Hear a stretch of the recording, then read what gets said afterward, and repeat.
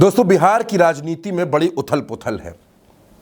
बिहार में एक नेता है चिराग पासवान, नरेंद्र मोदी की सरकार में मंत्री हैं, लेकिन इन दिनों उनके सुर बड़े बदले हैं। जातिगत जनगणना का मसला हो, लैटरल एंट्री का मसला हो या फिर आरक्षण का मसला हो, हर मसले पर उनकी राय, उनका बयान नरेंद्र मोदी की सरकार और भारतीय जनता पार्टी से अलग नजर आता है।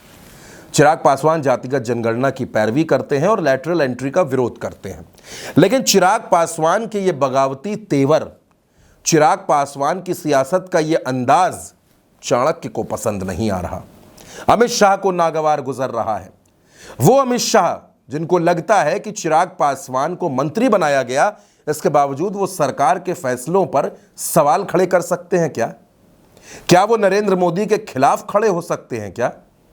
आखिर ये अधिकार चिराग को किसने दिया? और इसी वजह से दोस्तों, इसी वजह से अब नरेंद्र मोदी और अमित शाह दोनों चिराग पासवान से नाराज बताए जा रहे हैं। बेहद नाराजगी।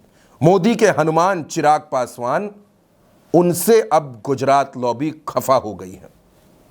और कहा तो यह भी जा रहा है, चर्चा तो यह भी है कि चिराग पासवान की पार्टी पर अब अमित शाह की नजर है। चिराग पासवान के 5 सांसद हैं, चिराग को हटा दीजिए तो 4 सांसद, और उन्हीं 4 सांसदों में अब तोड़फोड़ की तैयारी है। और ये दोस्तों कोई नई बात नहीं है, क्योंकि पार्टी में तोड़फोड़ पहले भी हो चुकी है।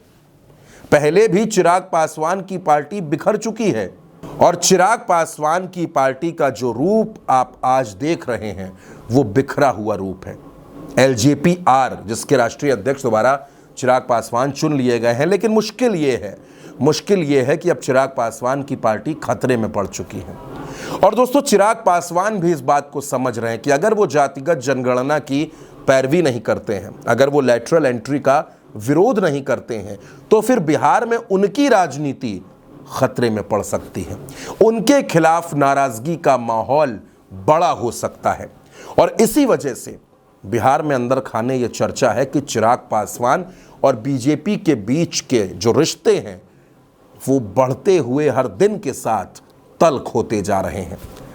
अब अमित शाह की नजर चिराग पासवान की पार्टी पर इसलिए है क्योंकि बीजेपी के पास बहुमत का आंकड़ा नहीं है, 272 सीटों का नंबर नहीं है, 240 सीटों पर बीजेपी सिमटी है, और इसीलिए नजर चिराग पासवान की पार्टी पर है कि किसी भी तरह से चिराग पासवान की पार्टी को तोड़ दिया जाए।